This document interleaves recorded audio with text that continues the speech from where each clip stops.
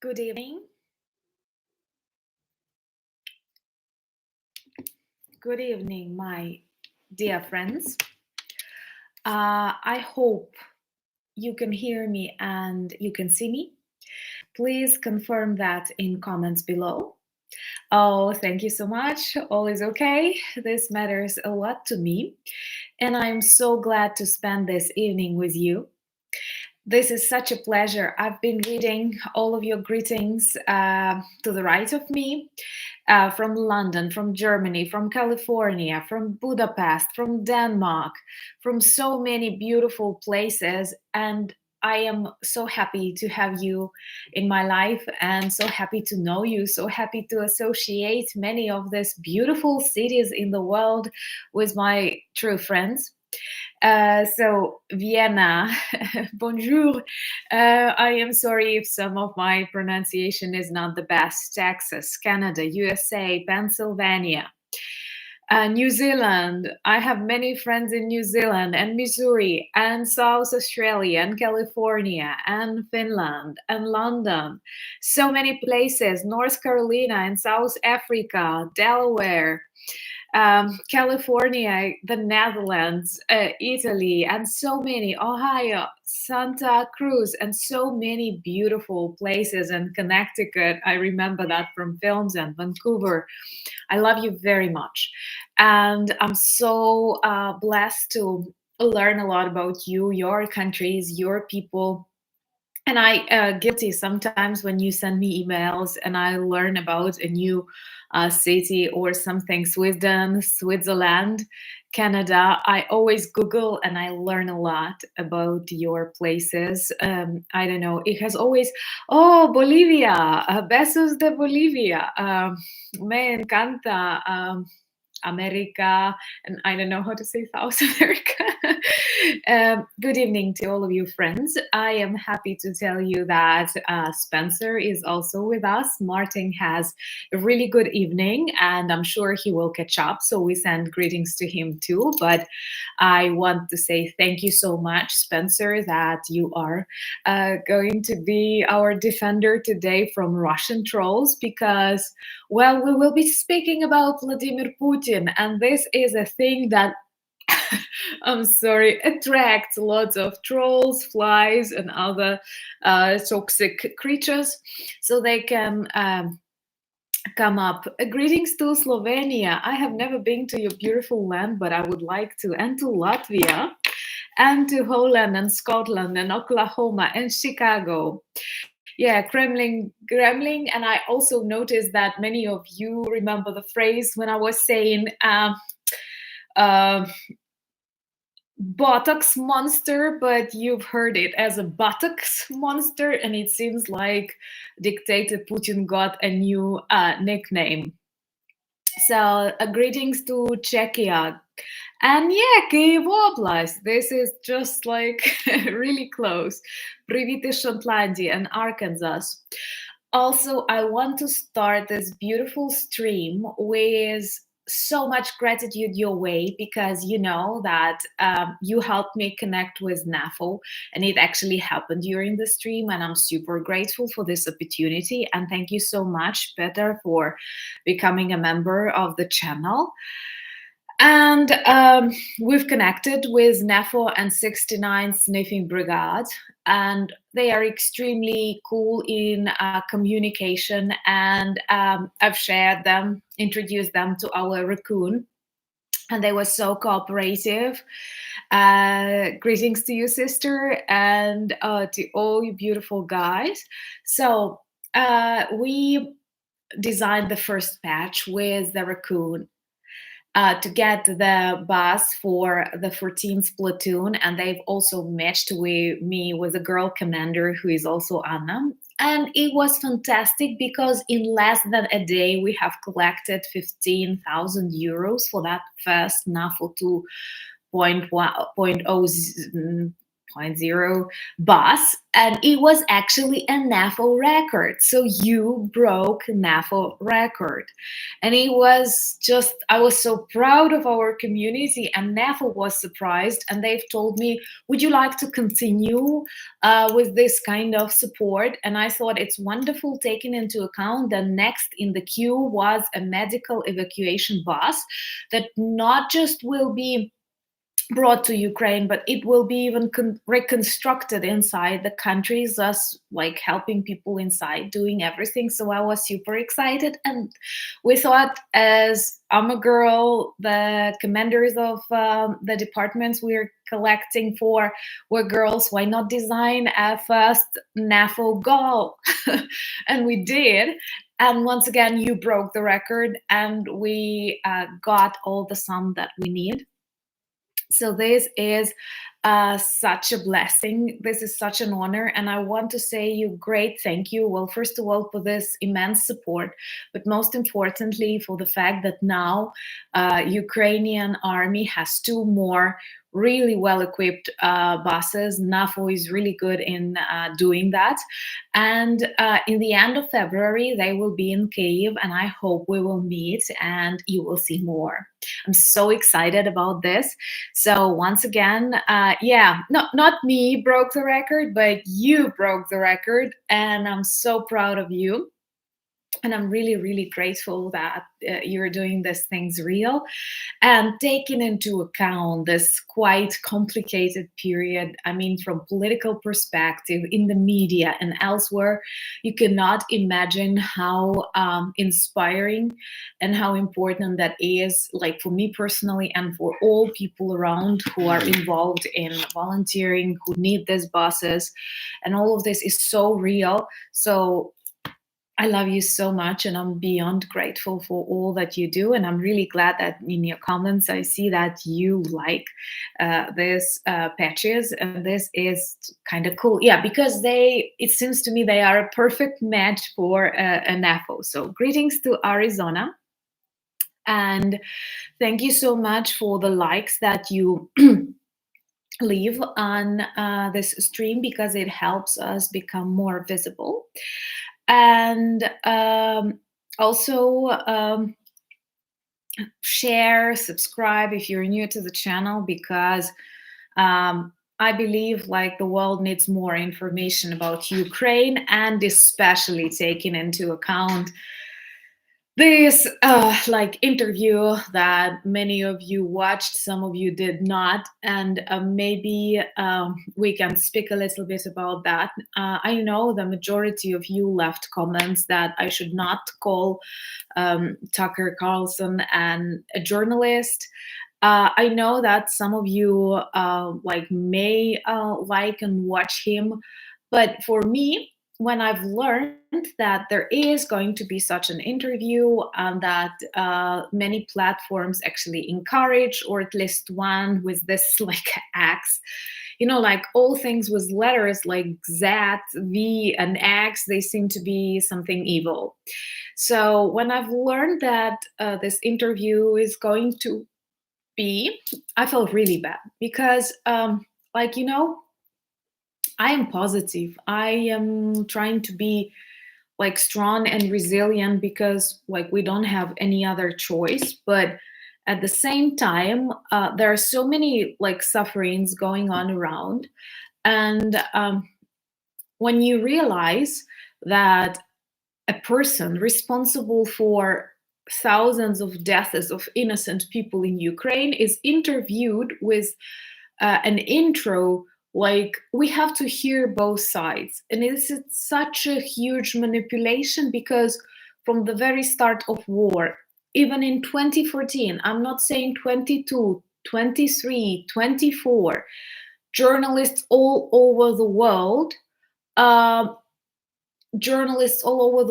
wanted to interview Putin. They do want that. It's not they avoid him or they don't give him a microphone. The only reason, the only difference, they want to ask like real questions, not the questions that Putin wants to answer, So I felt really bad about that because it's really manipulation, especially for people who are not into subject, for people who are not um, very aware of like media literacy and other stuff. So I even visited the YouTube page, like the one that I don't often visit, and I read so many comments of people who are saying, "Oh, this is real journalism.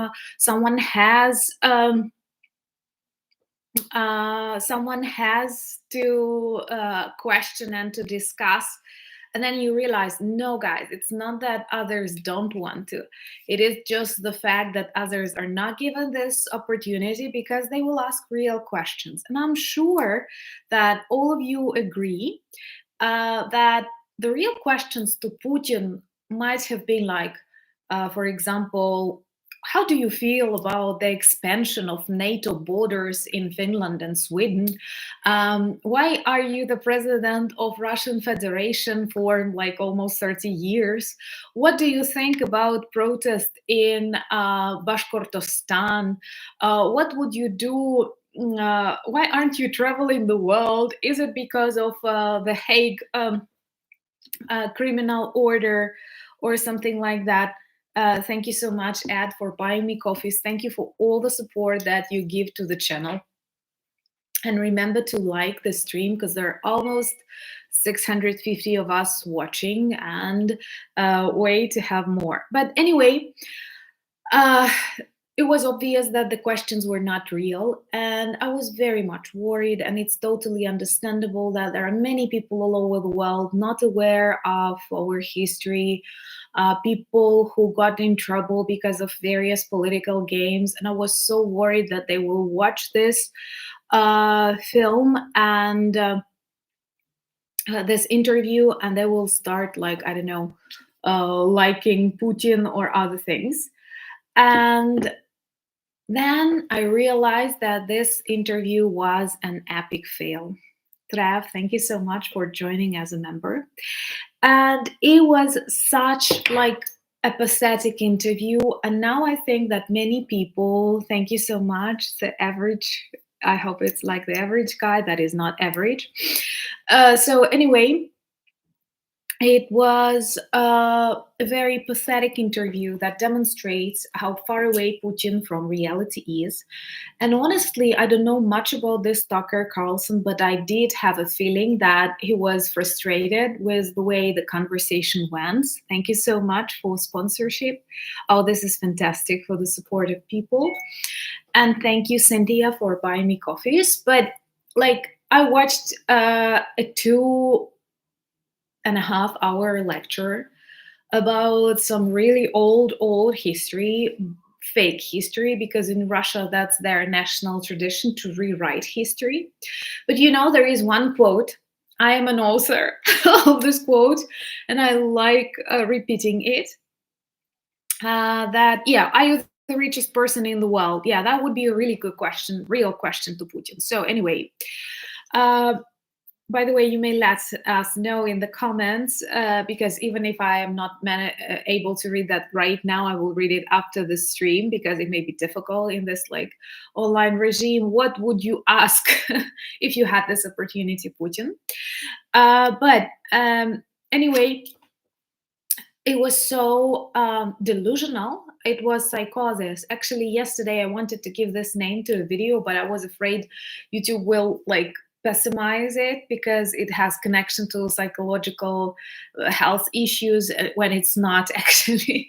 And it was delusional. It was about history, and I like. Thank you so much, someone, for buying me coffees. And it was like, you know. Uh, there were lots of memes all over Ukrainian Instagram, and they were like, uh, "Why? When did you decide to invade Ukraine? Like 4 billion years ago, when the land was just beginning, or when the dinosaurs crossed the?" So first of all, he analyzed really ancient history, like really ancient history. But what is worse, He analyzed a totally fake history that he created in his mind when he was hiding in the bunker. It has nothing with the reality. And it gives you, me, for example, a trouble. Should I explain you the history, or maybe I should leave it because it's not even actual at the moment? Because if you start saying, well, this is not a real country because this country did not exist 1,000 years ago, voila, guys, all of your countries did not exist like in its present border, in its present shape, like 1,000 years ago. And France and Italy, even in Europe, they were different. In Germany was different. I'm not saying even about the US. But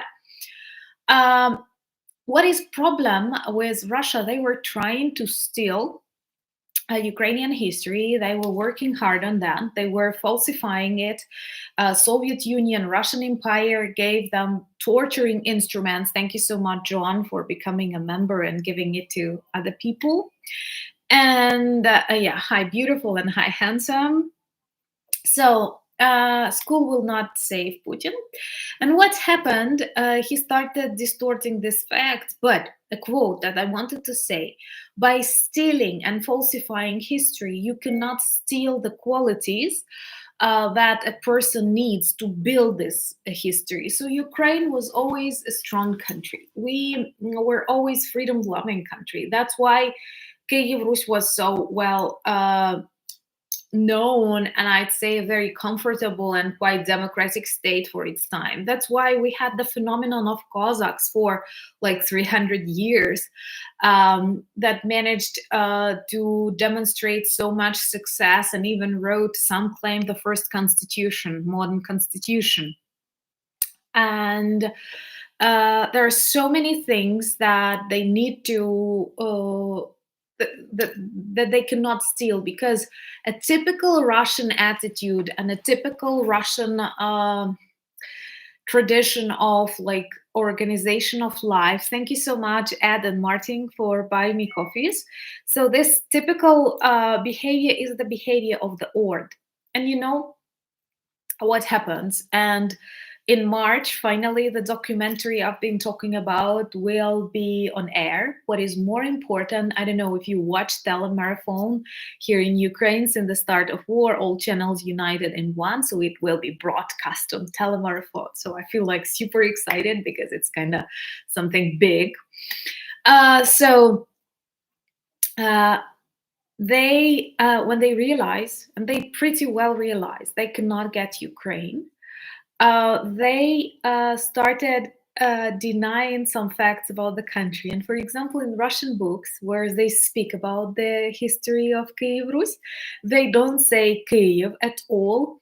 And when they describe our princes, like Prince Igor, like Princess Olga, like Prince Volodymyr, they simply do not say they are of Kiev. They pretend they lived somewhere else, as if Kiev did not exist. And you all know, for me, it was kind of very symbolic that between the founding of Kiev and founding of Moscow, there is exactly 665 years, almost like 666, like something really evil happened in the swamps. I don't know if you know.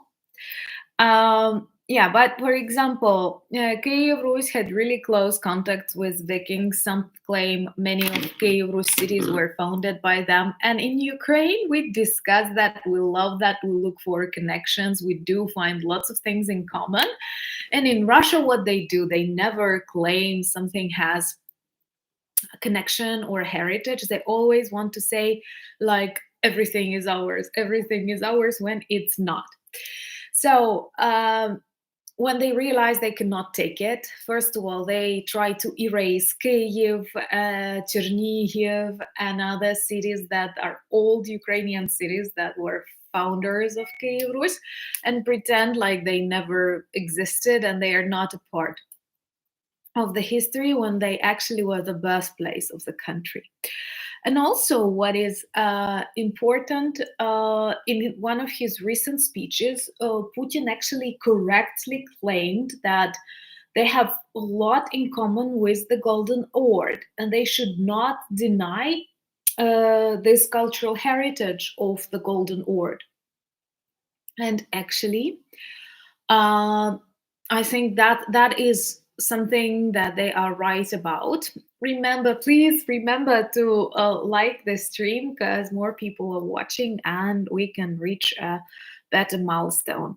Thank you so much, Paul, for granting membership. And in general, I think that, well, first of all, even if Ukraine was a new country, like, I don't know, 30 years old, which is not true because our history counts in thousands. But even if we were new, like in 1991, Russia accepted the borders of Ukraine. International organizations accepted the borders of Ukraine. And invading Ukraine, Putin actually broke 400 international agreements, violated them at all. So thank you so much, Stephen. And yes, thank you so much for this reminder. And thank you so much, Mark, for becoming members and supporters of the channel. What is also important, and for me, it was an epic fail of Putin, and I think it will be remembered. And it is actually good that we've managed to fix that.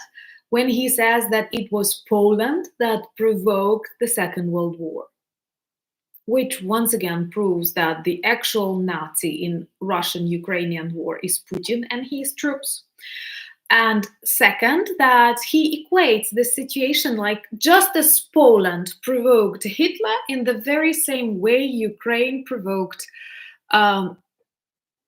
Russia, which is totally fake. And also this BS when he says that like Lenin founded Ukraine, Stalin founded Ukraine, when actually Lenin and Stalin were talking about how difficult it was to get Ukraine, to invade Ukraine, where it was a Ukrainian People's Republic. So in general, yeah, and Novgorod actually, like reminding, thank you so much for reminding sweet Viking history, Novgorod was not like this Moscovia. And one of the greatest tragedies happened in Moscovia Tsardom when Moscow started developing, wanted to add Novgorod to its lands, and they organized a huge massacre. I'm always mispronouncing this word. Because they killed all the, like they had something. Thank you so much for buying me coffees. I have some tea with me. Not a nice sip, but anyway, they were discussing this and they destroyed this freedom, kind of not a parliament because it was really long ago, but something similar to a parliament in Novgorod, because they wanted to introduce the Horde hierarchy, Horde organization. That's what they like. So the question, is it a real Putin? I don't know. What bothers me most is that Russia is full of such Putins. Russia is full of such people who support the invasion, who spread this BS, and who believe it's okay to deny the existence of other histories and of other peoples. But apart from this historical nonsense, he also claimed a lot of things which are not true. Like, for example, that despite sanctions, Russia's economy was number one, and other things. Well, guys, it's not obvious at all. Obvious is the country. And actually, I think that one of the reasons why he started war first in Georgia and then in Ukraine is the fact that Russia cannot compete. Russia cannot compete with the United States. Russia cannot compete with Russia cannot compete with China. Russia cannot compete even with Ukraine, because you see the soldiers, they start looting, they start stealing, they are surprised at the level of life of an ordinary average Ukrainian. So the only thing they can do, they try to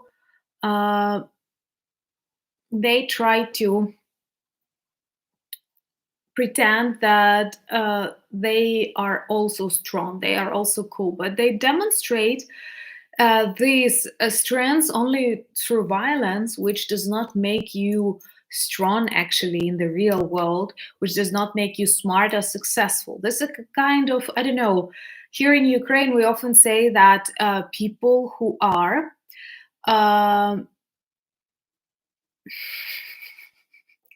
difficult questions that get me distracted. So sometimes we, in Ukraine, when we have these children at school who are bullies, it's 100% guarantee that these children, they will not be successful grown-ups, because what they get, this fear or this illusion of respect, is just because of violence. And you cannot live one healthy, successful life using violence as the force that moves you. Greetings to Wyoming. And this is just exactly what Russia has chosen. They are not capable of building, they are not capable of creating, and they start looting and destroying. So, what bothers me? Uh, what bothers me at this moment is how actually people will still react, because I do understand that our community sees the world the way it is, but many people, they are still dependent. Thank you so much, PG, for coffees and support, and greetings to Arthur watching us from New Jersey.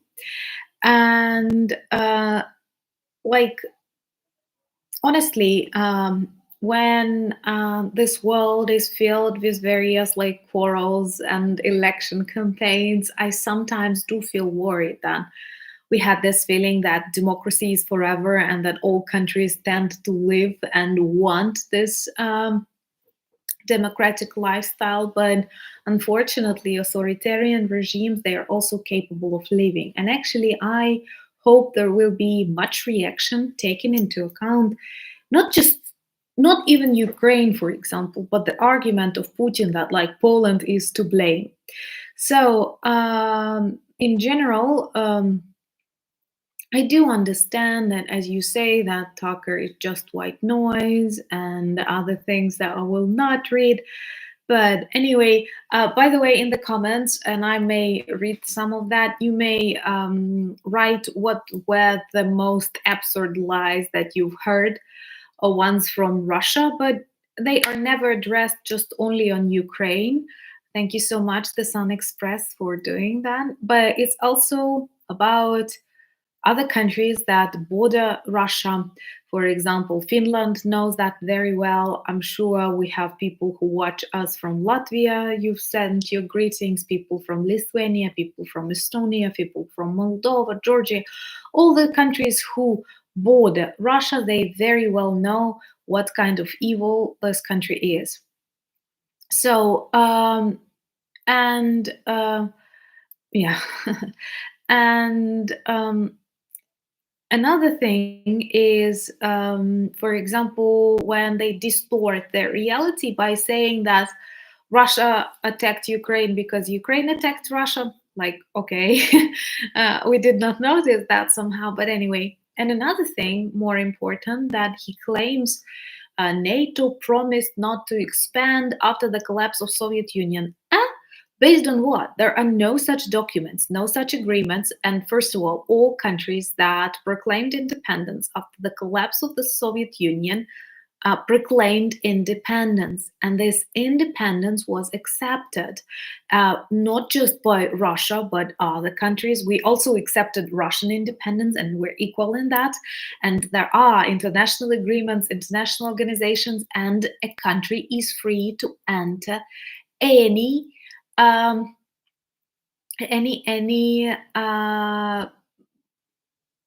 union or thing that is legal and you want to. This is actually one of the things that bothers me, because even among some of our like subscribers and friends and community, I sometimes get this question like, maybe you shouldn't have wanted to join NATO or something. Thank you so much, Marco, for buying a coffee. You shouldn't have joined NATO. And so it's just like imagine that your neighbor is killing your dog because he told you not to go into that supermarket. And then you say like, oh my god, you killed my dog. Why? I've told you not to go to that supermarket, but I'm free to go to whatever supermarket I want. No, because I've told you and you live in my zone of influence. So this is a huge problem. Of course, it has nothing to do with NATO. It has nothing to do with anything apart from Russian imperial character. And here we come to another really big problem, that this imperial character, imperial poison and craziness, unfortunately, is not limited just to Putin. There are millions of Russians who like it. And greetings to Liverpool.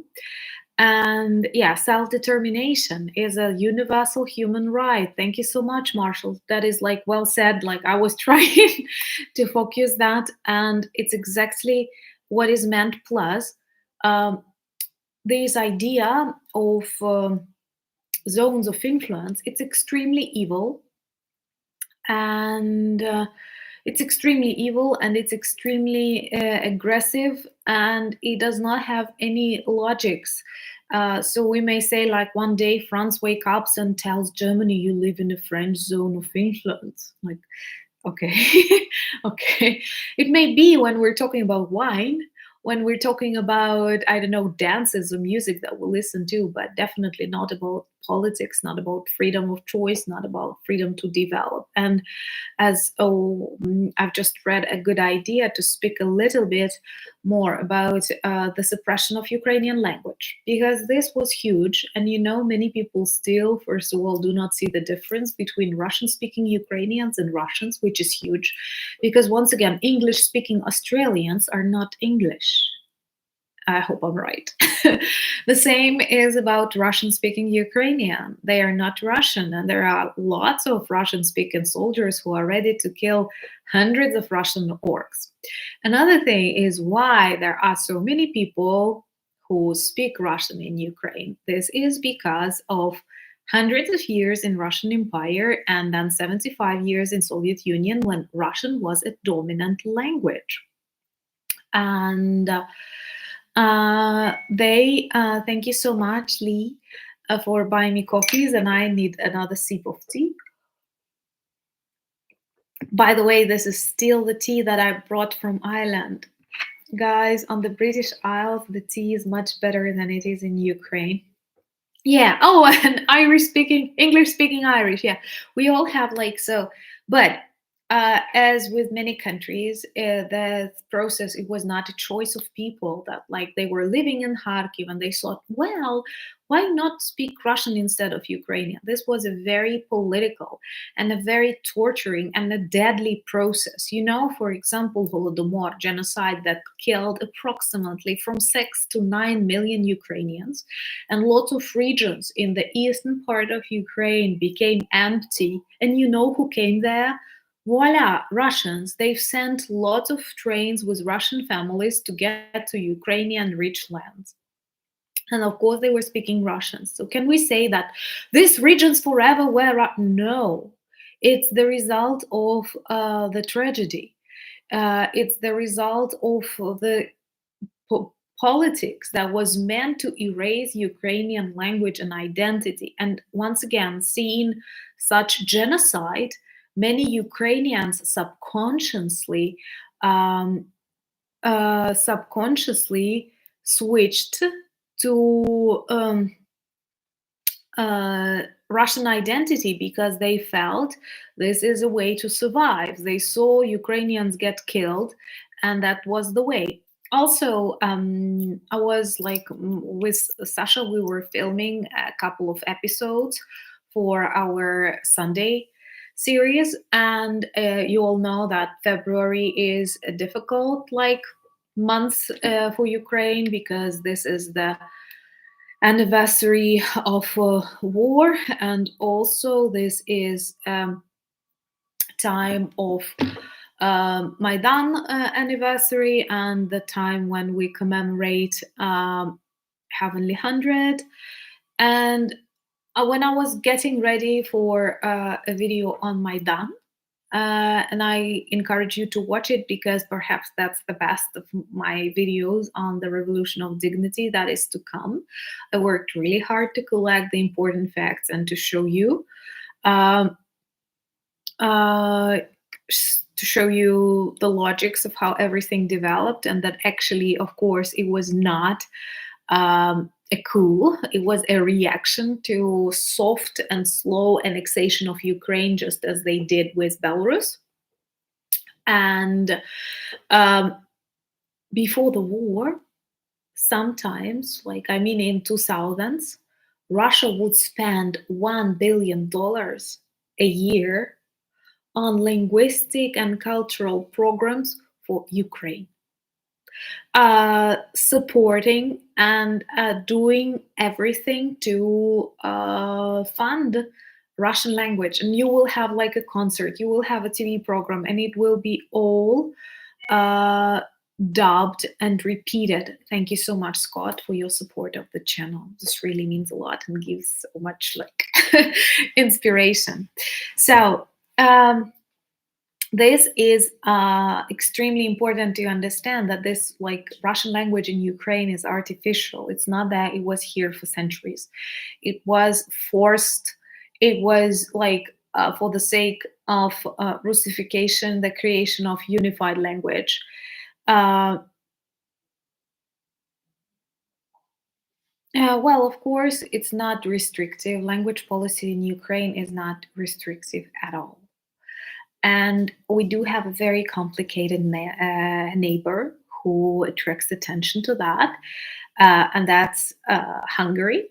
And I love, and I have friends in Hungary, and I know I have friends, subscribers from Hungary. Thank you so much, Stephen, for buying me coffees and your support. But the modern Hungarian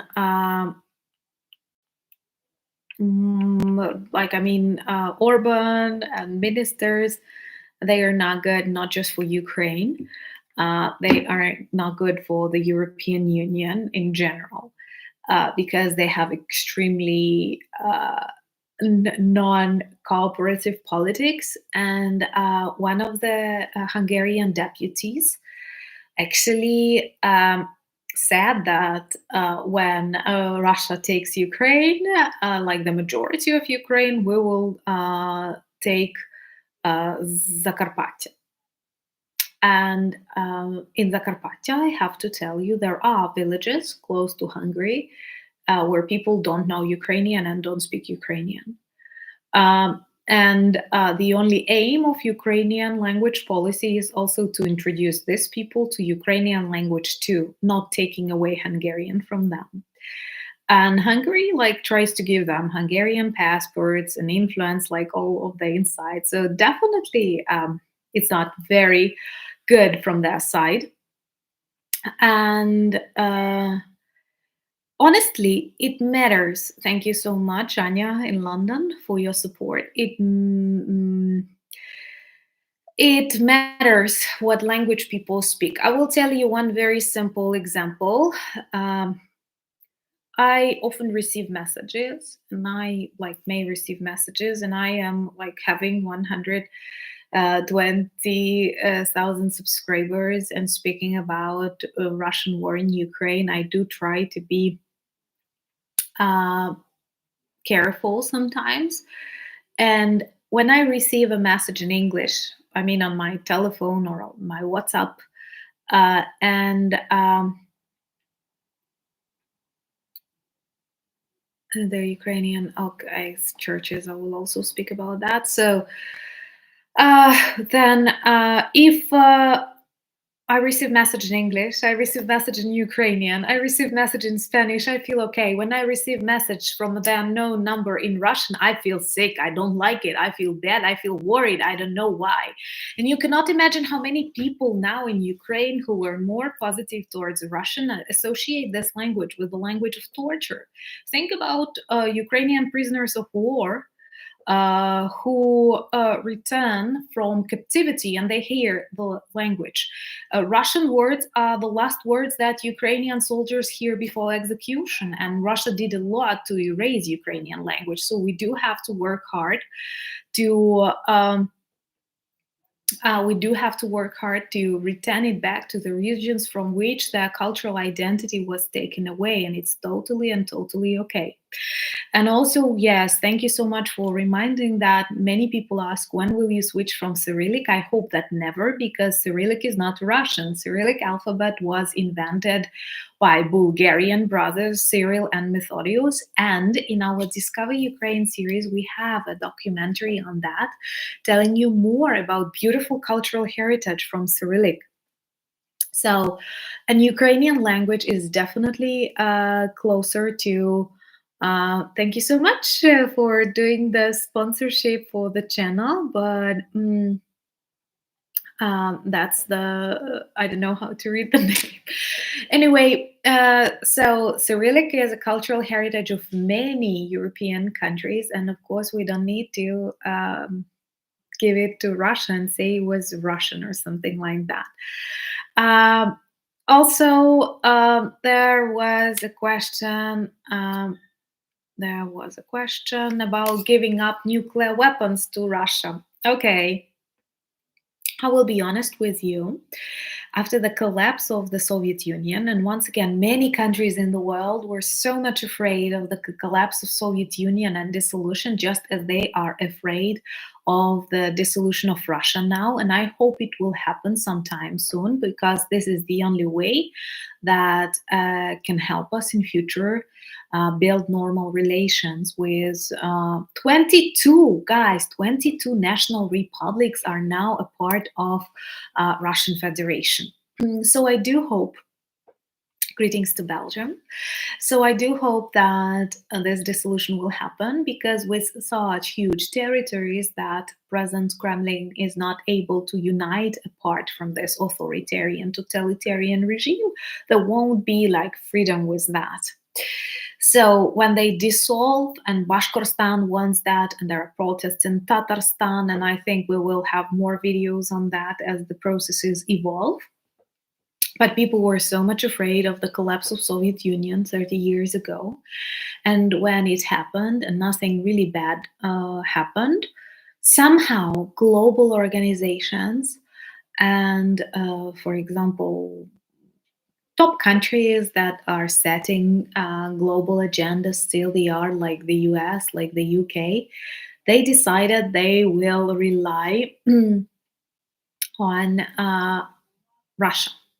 That Russia will be the new main partner in the region, and that they need to satisfy the desires of Russia, because like Ukraine is unpredictable, the Baltic countries are small. Thank you so much for buying me coffees and other stuff. Like, so they put a bet, if it's possible. They like believe that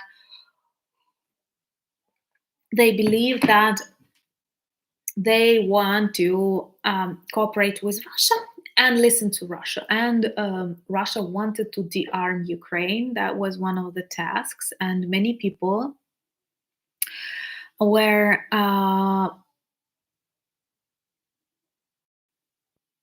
why should people in Ukraine, in the Ukrainian curriculum, study Russian? Do they study Russian in German? Do they study Russian in English? Like, honestly, guys, for example, in my passport, in my Ukrainian passport, I have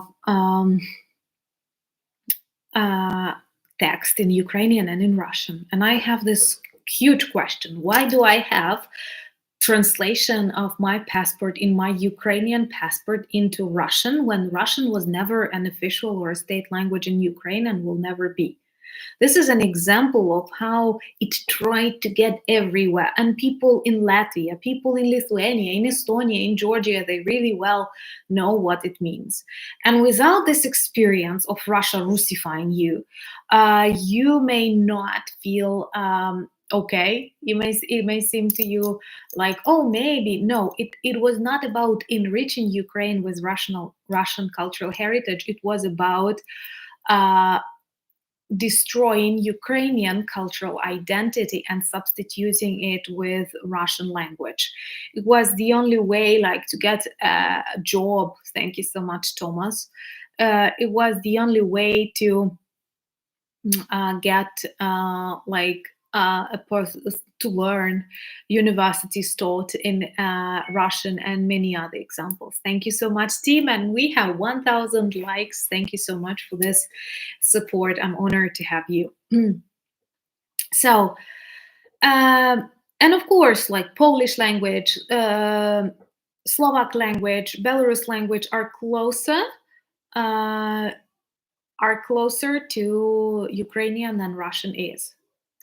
And another thing, Russians like to say they are the same, one language, but they don't understand Ukrainian. And it kind of ruins this myth that they try to say and spread. So I have so many questions. Perhaps there are many new people because the questions are quite unusual and from very, very different dimensions, but this keeps me inspired. So Ukraine was made in the 90s, right? Budapest Memorandum, but we all know it was a huge mistake because memorandum does not have any legal obligations. Of course, there is moral obligation. There is an image of a country and countries who guaranteed Ukraine security and defense, but it does not work like that.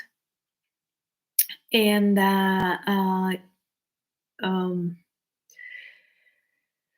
but it's not like that in the real world. And we gave up our nuclear weapons, and here we are. And you know, I hated that so many people. I have a video on Budapest Memorandum, by the way, on the channel in, I guess, Russian crimes, and you may read more about that.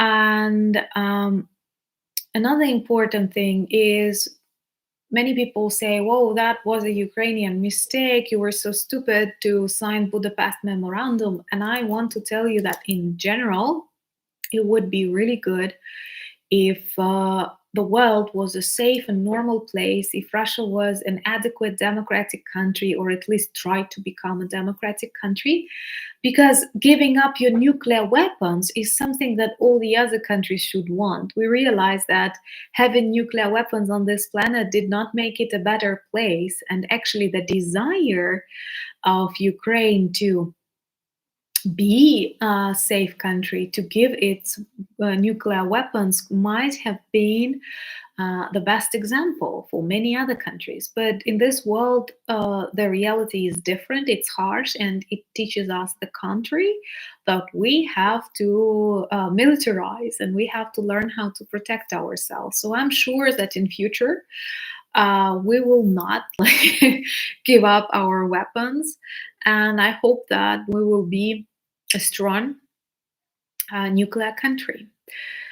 Crimean Tatars. We in Ukraine love and treasure Crimean Tatar cultural heritage.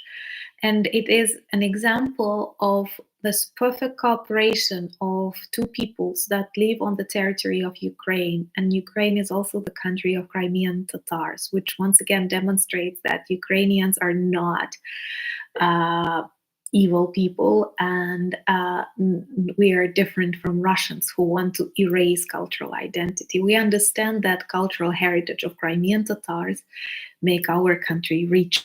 This is our country, I mean theirs and ours. There are lots of really active Crimean Tatars who fight for the support of Ukraine all around the world. They are known, they are advocates, and they suffer greatly because of annexation of Crimea and all the persecutions that they have. And they suffer a lot, and many of them are imprisoned.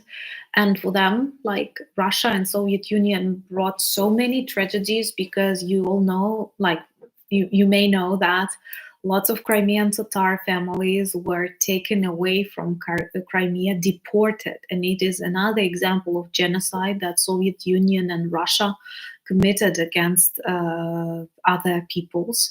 So they were deported from Crimea, and they only returned with the independence of Ukraine, and they start living, and then once again they go through this tragic life. In Ukraine, there are lots of like music, film. We know that they have very beautiful embroidery, totally different from Ukrainian, with gold and other things. And we are introduced to the history. Language is very different. There are perfect Crimean Tatars restaurants, and especially in Kiev, Musafir. Maybe some of you who've been there. They are really tasty and good. And I do have people, Crimean Tatars, whom I know and I like a lot, their attitude, their culture. So this is another example of how we can actually enrich each other. And hugs to Ireland. I love your country and I want to be back one day to the cliffs of Moher, because I did enjoy the museum, the National Museum in Dublin, but there's so many things to see. So Crimean Tatars are really cool. Were Ukrainians skeptical to Russians? Yes. Thank you so much, Paul, and thank you so much, Chris, for buying me coffees. Cheers to you. So, no, I did not kiss any stones because I'm not superstitious. So anyway, it was, yeah, I will speak about Cossacks and their history and their role in Ukrainian history in a separate video, or maybe in separate videos, because this is a very interesting phenomenon. And another thing is, like, Ukrainians were skeptical about Russians for centuries. And another video that I'm working on for the anniversary of a full-scale Russian war is actually a very important video, and I will ask you to share it with people, because it demonstrates that no, it is not a proxy war. It is not NATO or the US that made Russia attack Ukraine. Throughout our history, we have like 300 years at least, or thousands of wars between Ukraine and Russia. And for example, in 1709, and those people who are from the USA, you know that in 1709 you were kind of busy. You did not organize wars of Ukraine with Russia. So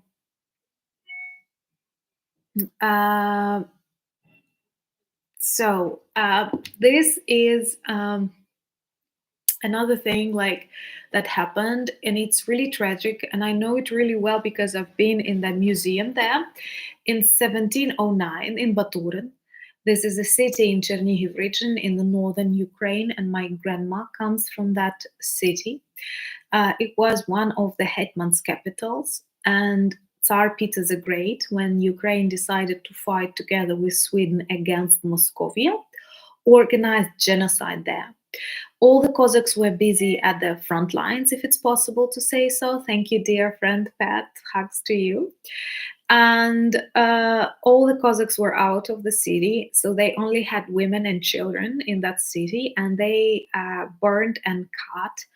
And it was awful. There are lots of letters, and even newspapers in France wrote about this genocide of Baturin. They described that River Seine was red because of blood of Ukrainian women and children.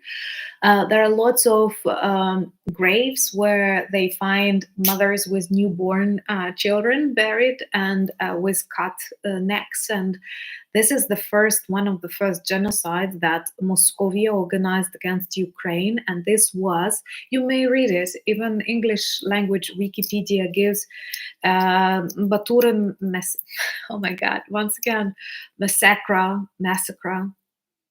But anyway, Baturin tragedy. And it happened in 1709. It was not the US. Was US there already a country? I mean, like, no. And there are many, many other examples, like Holodomor, like repressions during the 19th century in serfdom. Thank you so much, Guy Kowalski, for your support and giving membership to so many, many people. And there are so many examples of how Russia tried to destroy us. So when you ask us, like, was it just because of Putin? No, for centuries. And that's why I think that serious changes, they need to happen inside Russian society, and the dissolution of this big dying empire, it's actually a monster in the agony. And only after it disappears and many new countries appear, like Moscovia, like, or be it Russia, but Tatarstan, Bashkortostan, Yakutia, I don't know, Udmurtia. There are so many countries that may appear on the map, and only then something like democratic may happen. Because so far it is only dark ages, hatred, violence, brutality, and that's all what we know. And unfortunately, there are many other don't smoke. Smoking is bad. And there are so many other examples. I'm just giving you the one because about Baturin, because it's close to me. I've seen, like, there are samples of burnt vyshyvankas. And you know that, like, I try to, like, blur some of the bad things. But for example, today we've learned about this awful attack on Kharkiv. Awful attack on Kharkiv. And lots of fires and a family. Mother, father, and 3 children, 10, 7, and 10 months, got burned because of Russian attack. And they cannot identify the body of this infant because it burned to ashes. And then you see Tucker Carlson interviewing Putin because we need to hear the other side. And just for a second, imagine how you feel about that. Or when I'm drinking coffee in the morning and to the bells of funeral. We had funeral in the center, like every 2 days we have it. And I always interrupt my chores because I have to show respect. And it's very, like, even for a second, like, you try to forget about that, but you cannot. And there are many other examples. And so it may seem like, oh, let's hear the other side. But come on, I was like a baby that is not, they cannot extract a DNA. And it's just like my reality. That's my news. And there are many things like that. So for us, it's not let's talk, let's negotiate. And there was a question. Thank you so much, Peter, and for buying me coffees and supporting and inspiring this. Like, honestly, you know that, like, actually my subscribers introduced me to buy me a coffee and Patreon. I've never heard about that, so you teach me everything, and I'm very grateful for that, honestly. And another thing that we cannot, like, forget that we try to, like, be normal, but we are not living in that normal reality, and every day we suffer. Larry, thank you so much. And also, there was a question, like, other people who, for example, are Russian speaking in Ukraine and still feel that Russian is their language. Yes, they are.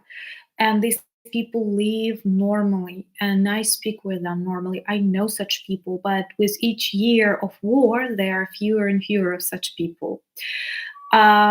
You might have noticed like a slight change in our thumbnails, and I have a person who helps with digital security of the channel, especially when we have this subscribe unsubscribe things, and he also helps me with thumbnails. He's from Kharkiv. And as soon as war started, he switched from Russian into Ukrainian, and he told me, I thought it will be difficult, but actually it was much easier than I expected. And, you know, like, I do understand we don't have to blame those who continue speaking. Thank you so much. But you also have to understand that it is now the language of the invader. It is the language of the rapist, the looter. And of course, you may feel okay about it, but we may not. And I do like it when people who understand more, uh, they feel that okay, it's okay, for example, for a French person to look for some good Russians, but it's okay for a Ukrainian not to look for good Russians, at least for the next like 10 years or something like that. Uh, okay, then if Spencer has Martin joined us, because I see Spencer tagging Martin. If Martin is with us, so special greetings to Martin too.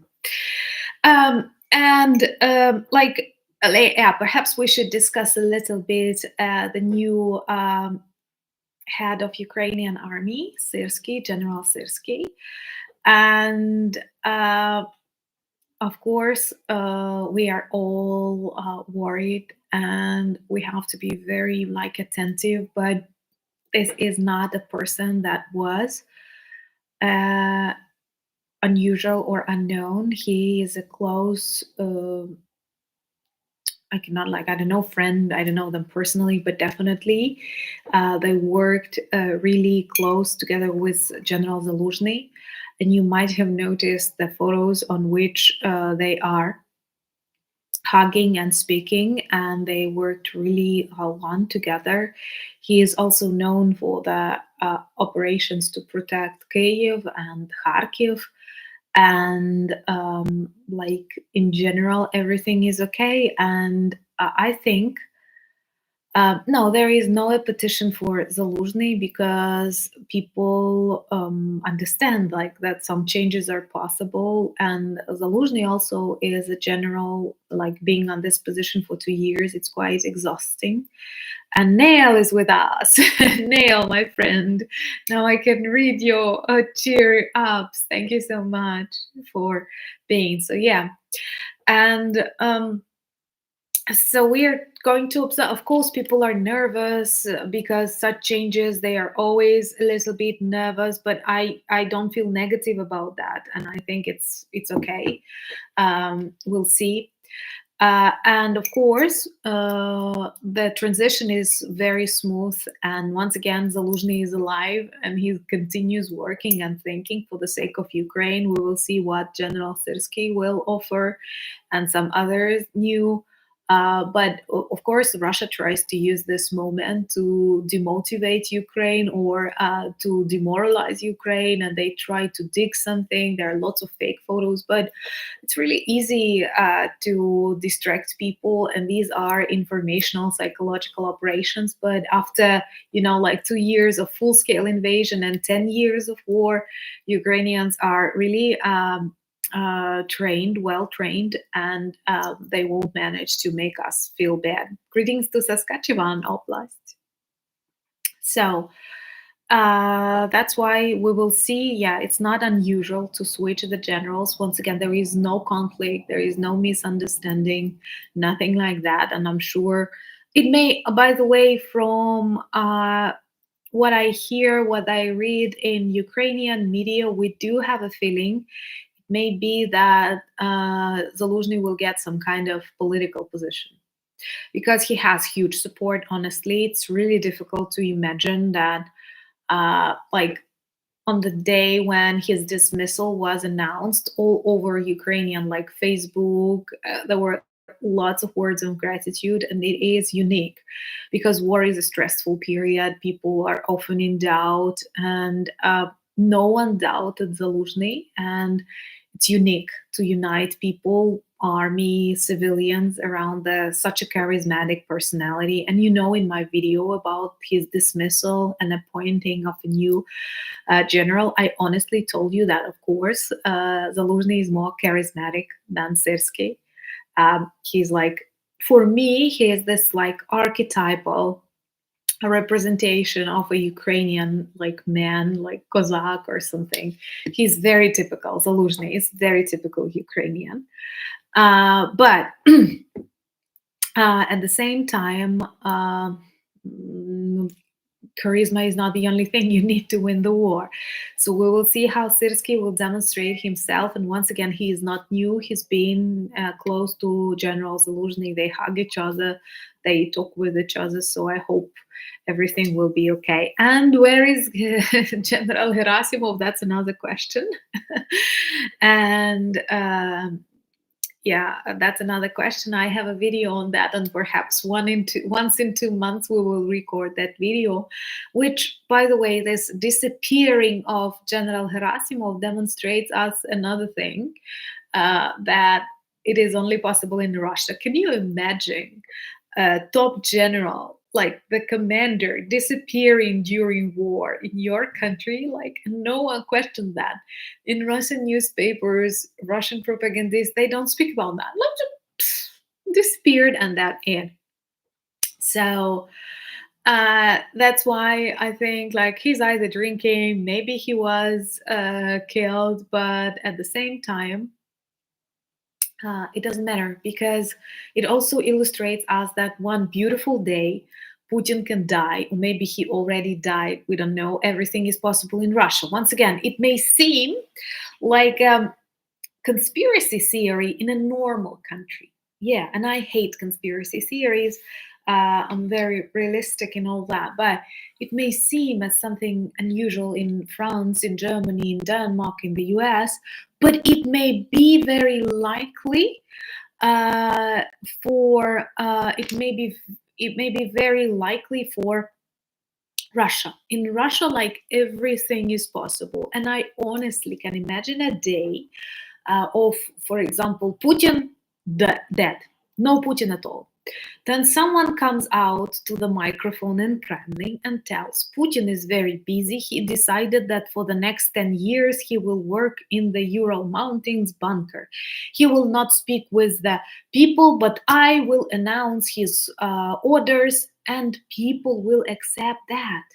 People will accept that, and no one will say, no, show us the president. I cannot imagine, like, a president disappearing for a month in the United States or elsewhere in France, or even like the king disappearing for months without any explanation. But in Russia, everything is possible, and no one will be surprised with that, which is another example that people don't have a right of voice. People do not have any like anything. They simply do what they are told. So this is awful. This is depressing, and this is another symptom that tells us we cannot expect anything normal to come out of the society. But honestly, I think that like, Gerasimov is somewhere drinking. Yeah, that's the most likely thing. And but in Russia, there are millions of Gerasimovs, millions of Putins. And let me know, would you like a video on candidates for presidency in Russia? I do sometimes get questions about, yeah, for example, why Tucker Carlson did not ask where is Gerasimov, like, or why.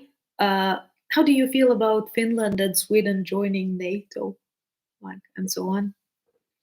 But yeah, Andropov was dead for days before it was announced, correct? And there are so many examples. And I don't know if you have watched a film, The Death of Stalin. It's a comedy, actually, and it was forbidden in Russia, because in Russia, Stalin is the national hero. And now, after Putin's interview, we may see that Hitler is also like a poor victim of Poland. He was provoked by Poland. Oh my God, my Polish friends, why did you provoke him?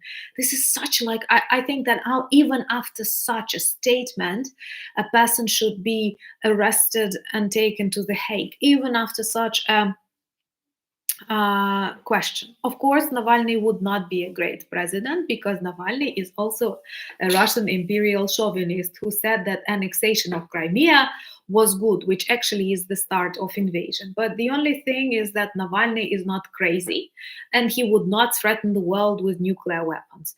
That is what makes him really good. But at the moment, there is no real candidate for the president of Russia. And this guy, like Nadezhdin, oh, it's so like pathetic, because I don't know if you know Russia, Russian language, you know that Nadezhda is hope in Russian. And Nadezhdin, it seems like uh, hoping or something. That would be his surname or something like that. And there is no hope. I have to play with these words, and I would say there is no hope for this Nadezhdin. And definitely, he also likes this collecting of lands that Putin said when he wanted to rebuild uh, the Russian Empire. So, in general, it's kind of привit. It's kind of sad and pathetic. And I don't know. We cannot, like, when we see that this population, extremely depoliticized, as Vlad Wexler explains in many of his videos, uh, this population does not. Thank you so much, Duncan, for sponsorships to so many good people. Uh, um, Dear Olena, I am not a journalist in Ukraine, and our president was trying to dismiss Zelensky for a long time, and I've spoke about that in a number of videos. But we can also see our General Zelensky hugging President Zelensky, which was heavily discussed on social media too. It's not a handshake, it's a hug. So let's not try and pretend that we are not speaking about everything. I'm always open and very open on my channel. And no, I'm not a journalist. I'm a PhD in linguistics and teach at the university. And also, I have my non-governmental organization that works on the preservation and popularization of cultural heritage. So it's extremely important to understand that this depoliticized population is not capable of even asking questions. Where is General Gerasimov, or where is Navalny? They don't ask questions inside their society. So how can we expect them to overthrown Putin, for example, or to go on some serious protests or doing something greater? There is no way. And sometimes in the comments below my videos, there's people whom you may say good Russians. They tell me, oh, after you win in Ukraine, you will come and liberate us. Well, honestly, it is not our job. And it's the job of Russian people to build their state. But I think that, yeah, Dr. Anna, thank you so much. It's kind of weird. Like in Ukraine, we don't use this title, but yeah, it sounds funny.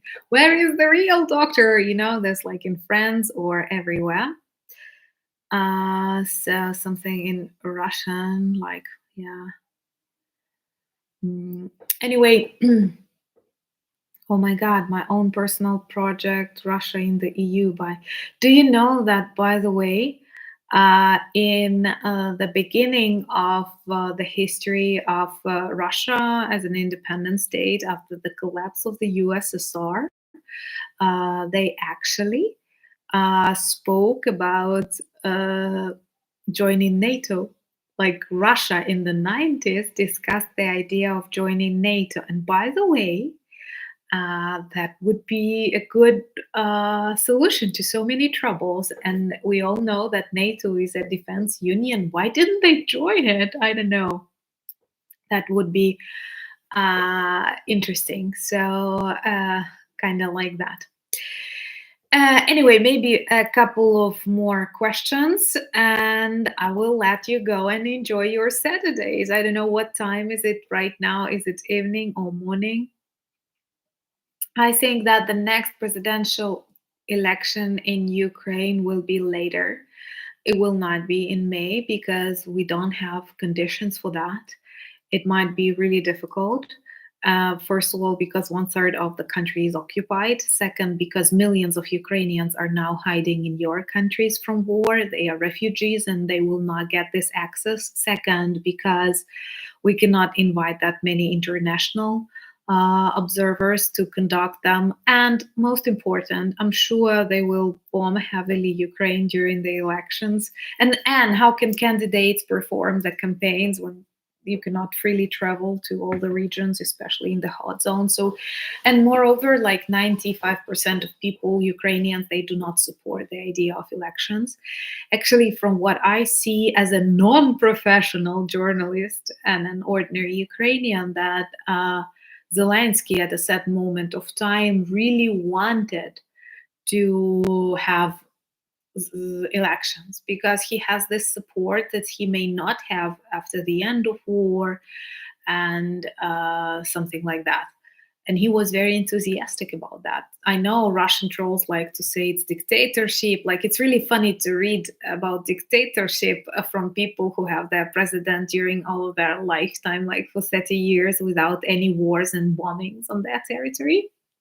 So, of course, in Ukraine, it's kind of difficult and complicated.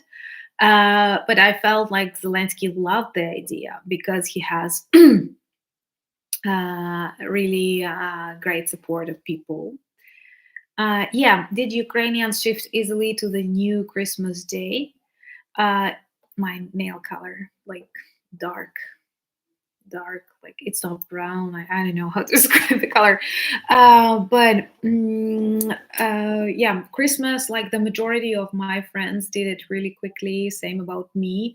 And it's not just about Christmas. It's about, like, I don't know if you celebrate it in some countries, you do like name day or something like that. So, well, everything switched. For example, my parents, they always love to congratulate me with Saint Anna's Day, and it was on the 22nd of December, and now it's the 9th of December, and I'm totally okay with that. This is really interesting. Yeah, Easter is approaching, but Easter is different. Like, there are lots of countries that celebrate Easter differently based. I was asking a priest and he told me, like, there is a specific formula, and this year we are going to celebrate Easter really late, very late, on the 5th of May. But in general, the majority of Ukrainians feel really good because, I mean, about the switch of Christmas, because it was really absurd to first celebrate New Year and then celebrate Christmas. It goes against any logics. Thank you so much for so many compliments. And yes, Pat, with pleasure, I will decorate Easter eggs together with you, and maybe we can try, and I will train a little bit because, I'm not really good at sewing, I draw really good, but not like a talented painter, but like a cartoonist. I can tell a story, and like people at the university, they love me drawing caricatures. I don't know what the English for that. I'm really good at that, but I'm not good at drawing something beautiful. So I have to train how to draw well on Easter eggs. And maybe I will surprise you with something really good. And I actually like this different, diverse questions. Glory to heroes, glory to Ukraine. Maybe some more questions like that, so that to cheer you up like the next 10 minutes, and then we will continue living our lives. So, okay, yeah. So anyway, also give me ideas, like whom would you like me to interview in the future videos. I'm not like that 100% into interviewing. It's not my profession, but I can raccoon egg. Oh my god, that will be really. No, Ukraine has just one time zone. Kyiv time, it's +2 GMT, or +1 to Central European time. Like I have a lot of Ukrainian. Ukrainian F-16 pilots. I need to get one, and that would be good. That would be interesting to interview him then. Oh, thank you so much for so many compliments. Okay, thank you. Oh, Martin Anderson, thank you, Ukraine. Okay, we will discuss that in our secret chat. No, I did not see, like, I would like to see F-16s in the skies of Ukraine, like flying in the direction of the front lines. Yeah, I plan to go to Kyiv for trucks handoff to the troops. That's the plan. No, I don't know Rick the Ukrainian. Um, yeah, I do. Also like my teaching career. Yeah, I do, but not many courses. And also, I was supposed to write my doctorate work, but kinda not my priority at the moment. No, I don't have relatives in the occupied zones, and actually, not that many. Not that much of the Ukrainian territory is occupied, but like most of my relatives are either in Lodz or in Kyiv. I don't have that many relatives, unfortunately. Where is Yulia Tymoshenko? She's alive, sometimes traveling to Dubai. The book is going, but really slow. I need a policeman to work with me, but like I have an excuse. I honestly do a lot, and this documentary took much of the time, and now the translation of this documentary, and I feel it's important. I am an Orwellian woman, and I'm not hiding my age. I was born in 1984. By the way, that's Martin who gave me it seems to me, this idea. I've read this joke, recently, that the woman who is not hiding her age is awful because she is self-satisfied. No, not my students. Like from the university, there are many students fighting, and I was teaching, and I'm teaching on like the faculties that are filled with girls, and the majority are girls, and like they are not on the front lines. Like I'd say like 89% are girls. So yes, I do like Russian chocolates, and they also have very good cakes and tarts, lemon tarts, and with chocolate. Thank you so much for buying me coffee. It goes really well with Russian. So this is indeed like something that I like a lot. By the way, like it's difficult to speak about Orwell, as Michael has put down, Dr. Anna Orwell, because I think Orwell is super talented, and I've read his books, and I introduced some of his books in my courses too.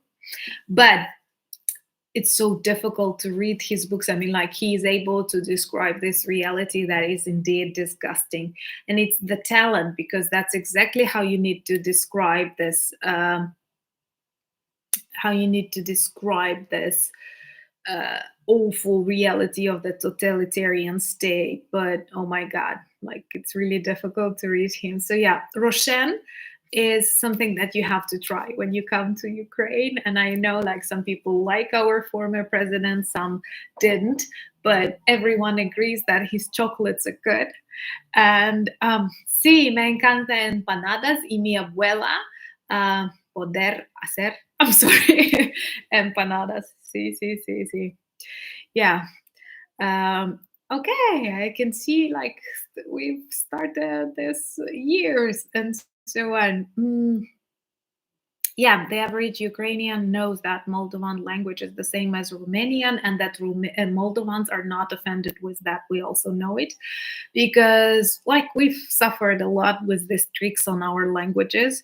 And once again, people who do not, I do understand those of you who tell me how many languages you know, that many times you are a person. That's, by the way, very popular probably in Ukraine. But you have to understand that this Russian language in Ukraine was forced for that. It was not introduced like, I don't know, English for us or German. It was to substitute our own language, to mock our language, to make fun of our language. So Roshen chocolates are made by the factory of the former Ukrainian president, the one that was before Zelensky, Petro Poroshenko. Actually, if you read his name, Poroshenko, you can see Roshen. Like NAFO link on Discord. I am sure Martin will help us with that, or Michael will help us with that. So we've managed to collect the sum that we wanted. Of course, I know. Yeah, that was Karl Marx Confectionery Factory. You're surprising me with such great knowledge about that. Yeah, you are right. But it was really good. Yeah. So this is really interesting. Like I'm really glad when you know something specific about Ukraine. And I do dream that one day you will come to Ukraine and you will be able to try and feel more. I don't know when will be my movie as a James Bond girl. I did like someone's comment that maybe I should be a James Bond girl. Not a girl, but instead of girl, Bond girl. I mean, like instead of him.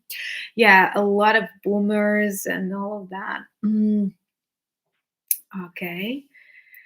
Yeah, thank you so much for all of your, like, sometimes we really need to, and a bond. Yeah, exactly, sister, you're a sister, and I don't want to be a president. It's bad for your health, and I feel like there are many other ways to influence society.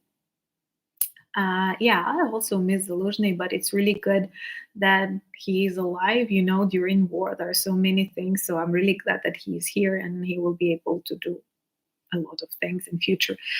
There are like rumors, and there are lots of people who say that he may be the next president of Ukraine, and people will definitely support him and love him.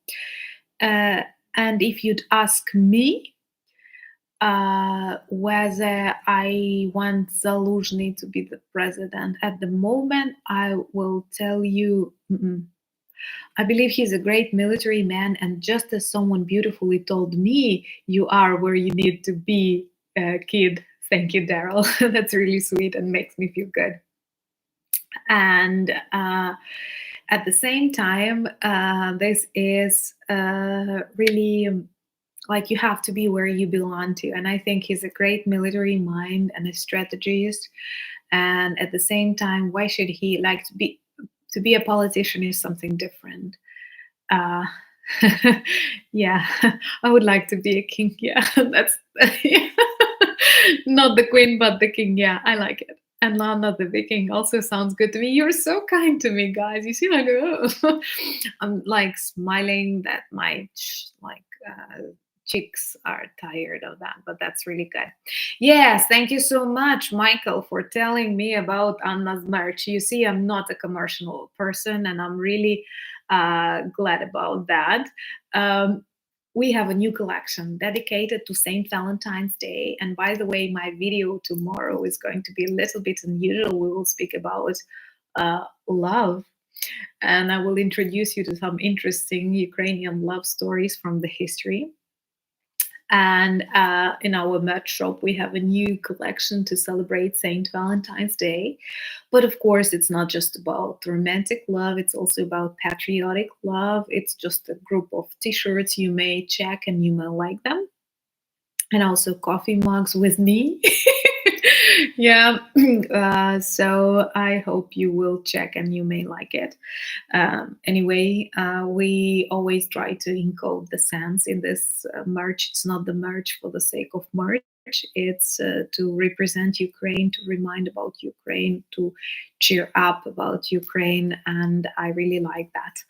Also, I'm working hard on growing the numbers of Instagram people. And from time to time, I show up in the stories showing you more of ordinary life, because YouTube is purely more about real life in Ukraine. I don't share lots of personal things there, but you can also join on my Instagram. All the links are in description of the channel and below the videos. And and join me there. I have this ambition of being more active there. Hopefully, I will make it. Glad that you caught us live, Martin. We try to do it every 2 weeks. Oh, I want to travel to Scotland. Scotland is one of my dream countries. You know, I've studied English at school, and we had country study, and we were introduced to a lot of traditions. And I, even if I'm not mistaken, a thistle is a symbol of Scotland, and also smoked salmon and whiskey. So you see, I have a plan for Scotland, but it's not that easy for us Ukrainian to travel to. No, I don't speak Gaelic, unfortunately, but I would love to. Yeah, I did not know about that. Scott, the Queen of Scotland, was born in Ukraine.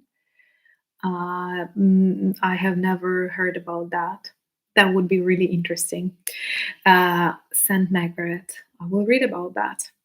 So lucky you who are going to Scotland next year, but I'm sure one day we'll have this opportunity. And also, please remember, guys, that you are always, always invited to Ukraine. Yeah. Oh my God. Salmon dip and crackers and white wine. Yeah. Yeah, I was drinking dry wine. I preferred dry wine yesterday. It was like, yeah, I would love to know more about your countries. And I hope that we will have an opportunity to discover together Ukraine, because there are so many interesting and inspiring things here: nature, people, food.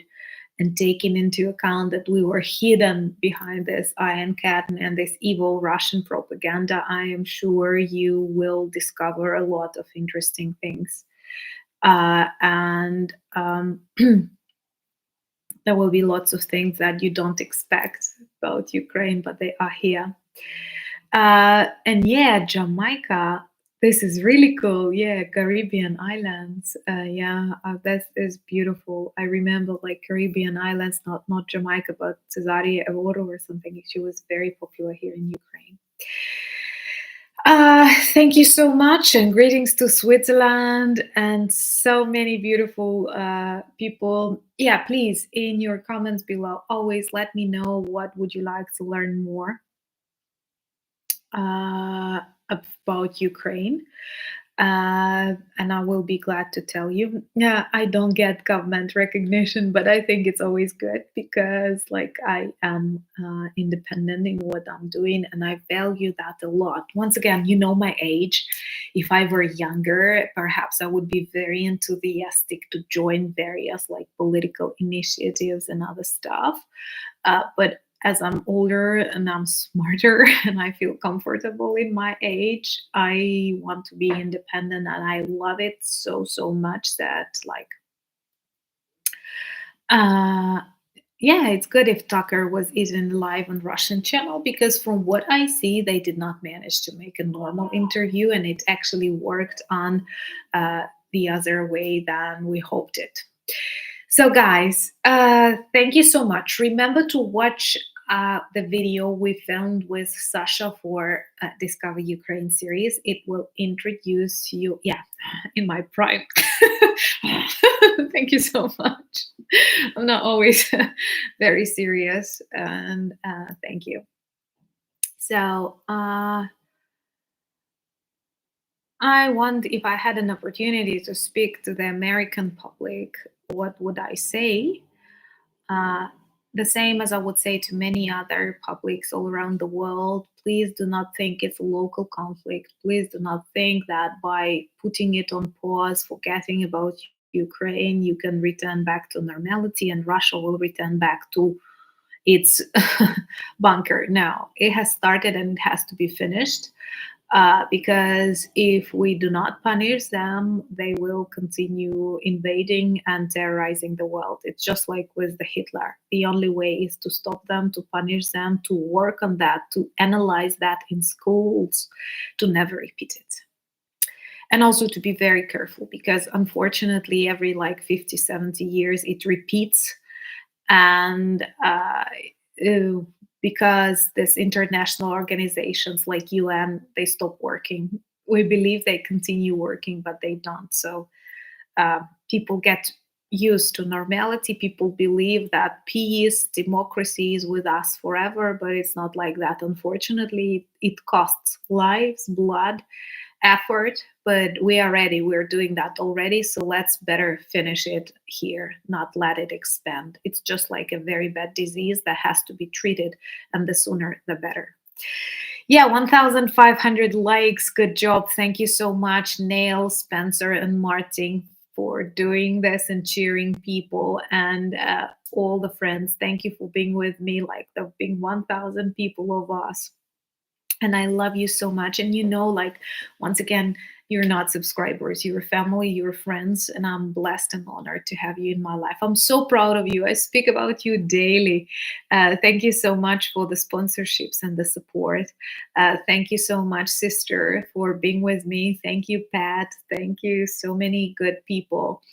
And thank you for coffees and being my patrons, helping me develop and grow and making this channel more and more serious. And that you are very much valued, and I'm so glad that I can always tell you, see you tomorrow. It's really bad that the topic that united us is war in Ukraine, but it was not our choice. It was Putin's decision and millions who supported him. But luckily, there are millions who fight against that, who strengthen each other. And I'm honored that you are with me, and I am with you. Slava Ukraini. Thank you so much, and see you. Love you. Slava Ukraini.